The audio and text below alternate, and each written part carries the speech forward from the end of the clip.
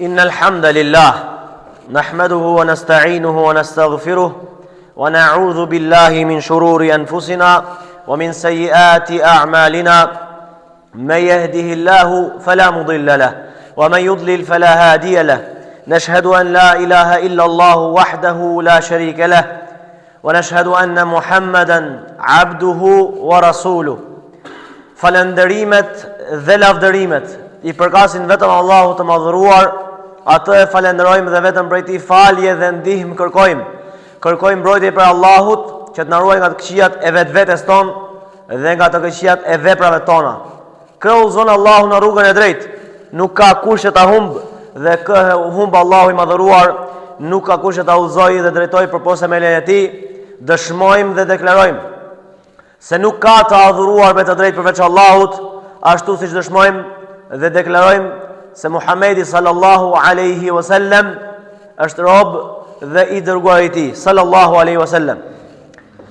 O vëllezër të nderuar dhe o ju motra muslimane të nderuara, padyshim se të gjitha temat që flasin për këtë femë madhështore Islamin janë me vlerë dhe të rëndësishme.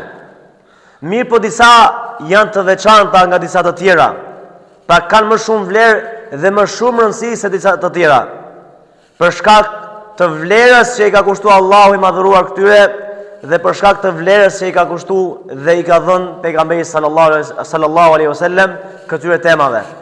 Javës që kaloi ju pata fol për vlerën e madhe që ka fjala la ilaha illallah, një temë shumë e rëndësishme.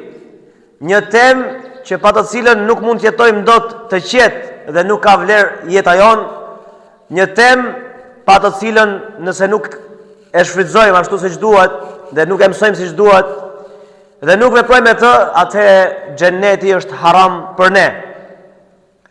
Mirë po, ne sot inshallah flasim për diçka tjetër që ka lidhje me përditshmërinë tonë, që ka lidhje me lidhjen tonë drejt për drejt me Allahun te bareke ve teala. Javës që kaloi ju fola për shtyllën e parë të 5 shtyllave të Islamit. Pra Islami është ndërtuar mbi 5 shtylla, ku e para prej tyre është shahadeti, fjala la ilaha illallah. Ndërsa sot do ju flas për shtyllën e dytë dhe shtyllën më kryesore pas shahadetit. Pra pas fjalës la ilaha illallah, pas realizimit të kësaj fjale, shtylla më me vlerë dhe më e rëndësishme është shtylla e namazit, sepse është shtylla e kësaj feje namazi. Prandaj ne duhet I kushtojmë shumë rëndësi kësaj teme, ashtu siç edhe profeti sallallahu alaihi wasallam I kushtoi rëndësi kësaj teme. Me të vërtet namazi o vëllezër, aq shumë vlerë ka sa që profeti alaihi salam na troqi vërejtën neve që të jemi të kujdesshëm ndaj këtij namazi dhe na tregoi edhe vlerën e madhe që ka ky namaz nëse e falim.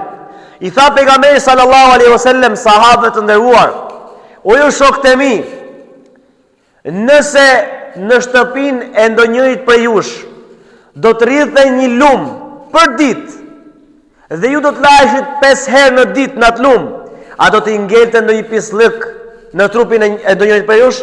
Thanë sahabët: "Jo, I dërguar Allahut, sepse njëri që lahet 5 herë në ditë në atë lum që I rrjedh ke shtëpia e vet, padyshim se do jetë shumë I pastër, s'ka përmbetur asnjë njoll në trupin e tij."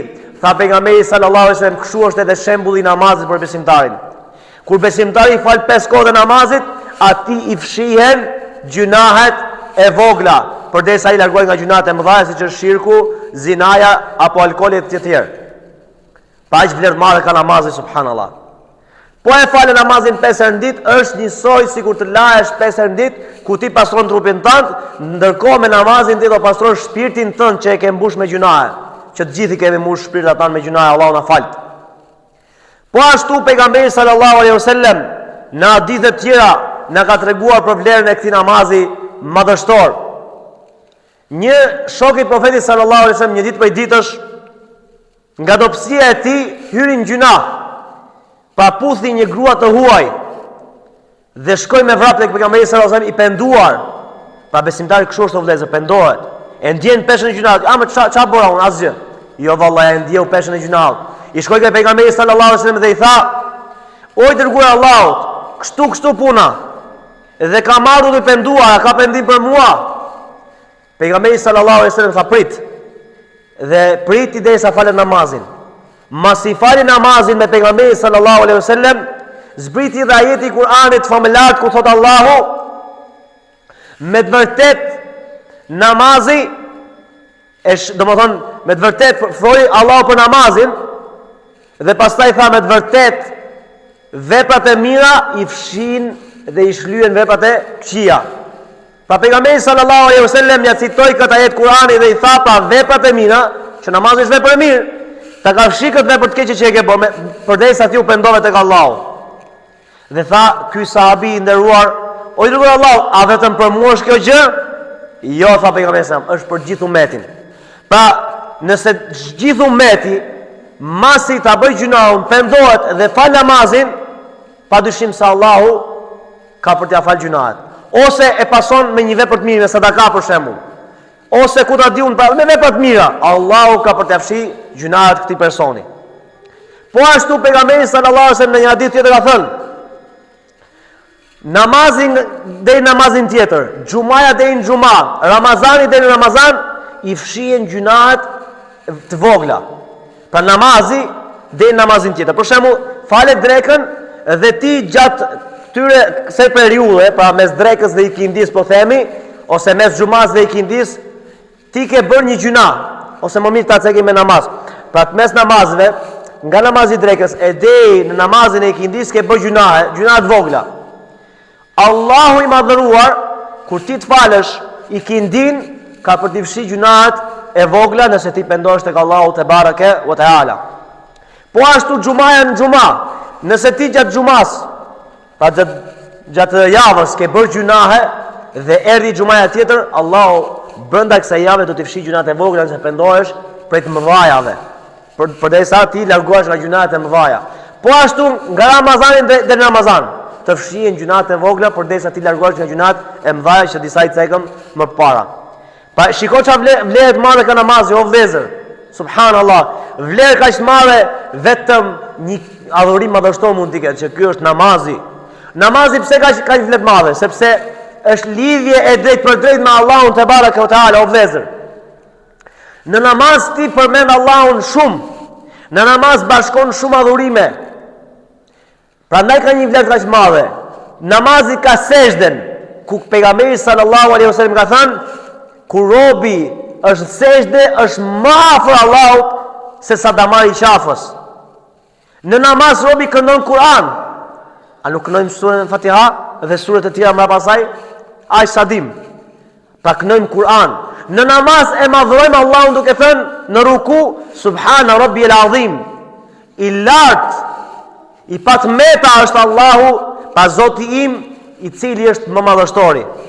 Ati e madhron Allahun. Pra namazi ka bashku gjithë këto gjëra.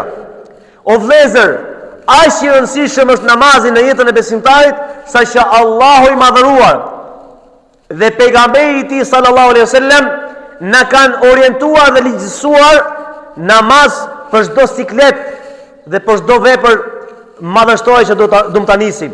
Për shembull, nëse një rob do të fillojë një biznes dhe është i tundur, i lëkundur, nuk di çfarë të bëj, atëherë është i orientuar që të falë 2 rakatë namaz në mënyrë që Allahu t'i jap sukses që ata nis këtë biznes apo jo. Ose një udhtim me, domethënë me vlerë dhe me rëndësi. Nëse i fal 2 rakatë namaz, që quhet namaz istikhara, ky person, nëse i fal këto 2 rakatë, Allahu ka për t'i dhënë sukses. Nëse është i hajrit ky biznes ose ky udhtim, Allahu ka për t'i mundsuar të arrijë. E nëse nuk është i hajrit, atëherë Allahu ja anashkalon dhe ja largon. Subhanallah. Po ashtu o vëllezër, me namaz na vijnë përgëzime të ndryshme. Yahya alayhis salam, pejgamberi i Zotit, a dini ku erdhi përgëzimi? E përgëzoi Allahu duke qenë namaz me anë me lajkeve. Tha Allahu ty do të shpërblej dhe do të jap një fëmijë të hajrit. Subhanallah. Më fal, Zekaria alayhis salam. Zekaria alayhis salam ishte duke fal namaz, i erdhi përgëzimi, i erdhi myshdja mund namaz. Tha Allahu, po të jep një djalë, një fëmijë, një djalë të hajrit, dhe djali i tij është Yahya. Subhanallah, pra shiko çfarë madhështie. Dhe aq i rëndësishëm është namazi o vëllezër, saqë kur ndodh eklipsi i diellit apo i hënës, neve jemi të orientuar që të falim 2 rekate namaz. Kur ne jemi në kohë frike, jemi të orientuar të falim namaz. Kur pejgamberi sallallahu alaihi wasallam ishte në vështirësi të mëdha, brengat mëdha, direkt vraponte për namaz. Allahu akbar. Aty e gjente qetësinë, aty e gjente ngushëllimin, aty e gjente fuqinë. Se robi për shembull ndonjëherë kur e godasin sprovat, direkt plagështohet, ulet dhe i cep aty dhe mendon boç më ndodhi mua. Kurse pejgamberi sallallahu alaihi wasallam na këshilloi, jo, s'duhet vepruar kështu. Duhet me vrapu direkt e namazi. Edhe namaz vullnetar ky, po namazi farz, çfarë vlerë ka? Sa i rëndësishëm është namazi farz o vëllezër. Wallahi, namazi farz që është 5 kohë, domethënë ose 5 vakte në ditë, vallahi nuk duhet të mungojë në jetën e një besimtari. Kaq poshtë ul veten e tij besimtar duke mos fal namaz vetëm për 5 minuta? Kaq larg do të jesh Allahu ti. Kaq larg Allahu do më qenë ti vetëm se të urdhon Allahu për 5 minuta ti nuk i fal? Subhanallahu, kjo është një turp i madh. Prandaj o vëllezër, neve pse i përsërisim disa tema? Pse? Për shkak të rëndësisë të madhe që ka ajo temë, në këtë rast është namazi. Allahu i madhëruar thot në Kur'anin famullar: "Fale namazin, sepse namazi ju largon nga punët e ndyra, nga punët e liga, nga punët e shëmtuara, nga punët e irrituara." Po vallahi, një person që e fal namazin me përkushtim, me frikë respekt me Allahut, nuk bën gjunahe të mëdhaja. Pse? Sepse thot, unë para pak kohësh isha namaz me Allahun, pas pak kohësh prap do fal namazin, fali për shembull drekën, dhe thot, o tash sa u fala unë, s'kam as një orë gjys. Dhe pastaj kthjellohet dhe kur afrohet tek India, do me bën një gjina, thot, tash po vini India, unë do dal para Allahut, se do dal me gjina. Pra e rikujton besimtarin dhe ai fillon të kthjellohet dhe të largohet nga ai gjina. Prandaj thot Allahu, me të vërtet namazi ju ndalon juve, ju bën që të ndaloheni nga veprat e shëmtuara dhe të liga. Por ai namaz që falet me frikë respekt dhe jo ai namaz që falet kështu sa për të kalu kohën, sa për ta shlysi si obligim. O vëllezër, aq i rëndësishëm është namazi në jetën e besimtarit, saqë pejgamberi sallallahu alaihi wasallam tha në një hadith të saktë: gjëja e parë që do të pyetet robi në ditën e Kiametit është namazi i tij.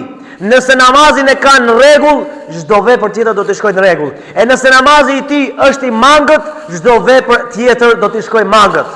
Për shembull, masi ka realizuar tauhidin e Allahut, masi e ka realizuar fjalën la ilaha illallah siç duhet dhe pastaj e ka pasuar me namazin, nëse namazi i tij është në rregull, agjërimi i tij do të jetë në rregull. Edhe pse mund të ketë sa lëshime. Pse? Sepse namazi e ndihmon. Zeqati i tij do të jetë në rregull. Ne nuk themi që robi kështu të neglizhoj adhurimet e tjera, jo. Por ama namazi aq me vlerë është sa që të bën që të shpëtosh.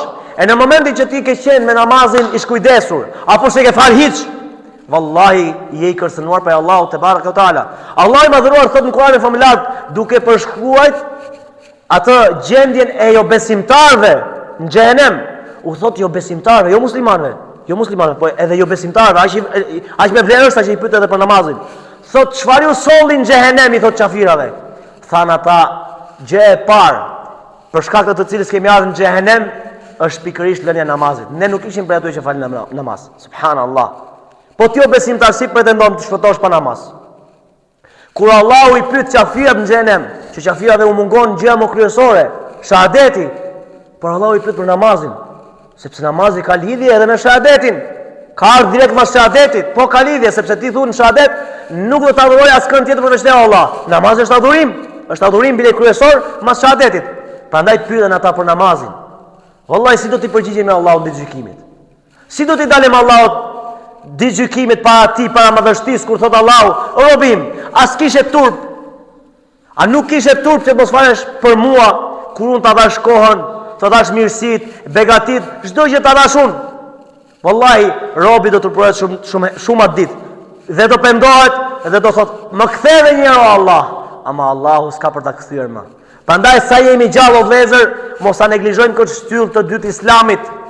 Siç ka ardhur në hadith, namazi është shtyllë e fesë. Shtyllë e fesë e fort. Prandaj, o vëllezërit e mi, ju këshilloj me gjithë shpirt dhe me gjithë zemër, namazin mos e lini kurrë. Fillojnë namazin që sot. Edhe ata që na dëgjojnë nëpërmjet rrjeteve sociale, që sot ta fillojnë. Pse? Sepse nuk i dihet ku do jemi ditën e nesërme. Që sot nuk të kushton asgjë vallahi, një 5 minutësh për Allahun, t'ia kushtosh Allahut te baraka ve taala. Një 5 minutësh. Gjithsej 25 minuta në ditë, apo 30 minuta, apo 1 orë për Allahun. Ti ke 2 orë, 3 orë për kafene dhe s'pas ke për Allahun 1 orë, vallahi është një turp i madh që besimtari ta neglizhoj namazin e tij. Vallahi o vëllezër, ta dini se pa namaz nuk keni xhennet. Vallahi nuk ka xhennet pa namaz. Pse betohesh? Po vallahi betohem. Sepse pejgamberi sallallahu alaihi wasallam aq shumë ka kërcënu dhe këtë gjë ka bërë vetëm për namazin. Ka thënë, dallimi mes nesh dhe jo besimtarëve është namazi. Kush e lë namazin ka dalë prej feje. Kërcënim. Saqë disa prej dietarëve thonë ai që s'falet nuk është musliman fare. Subhanallah. Duke u bazuar ke ky hadith. Po ne spojim kësaj teme, ne po themi çfarë kërcënimi ka ardhur pejgamberi sallallahu alajhi wasallam. Aq kërcënimi i madh saqë rrezikon imanin tënd, besimin tënd. Po ashtu o vëllezër duhet kujtojmë këtë gjë. Ai që se fal namazin, siç ka në hadith, do të ringjallet me zullumçar më të mëdhenj. Sa ata se fal namazin. Kush është Firauni, Hamani, Karuni, këto zullumçar më të mëdhenj që kanë qenë. A ke dëshirë ti në ditë gjykimit ringjallesh me ata, apo ke dëshirë me ringjallë me sahabët dhe me pejgamberin sallallahu alajhi wasallam? Pa dyshim se me sahabët dhe me pejgamberin sallallahu alajhi wasallam dhe me muslimanët. Atëherë fal namazin. O vëllezër, Allahu i madhëruar thot Kur'anin famlar. Muslimanët e vërtet. Dëgjoj ti tash kush është muslimani i vërtet dhe nuk po ta them unë.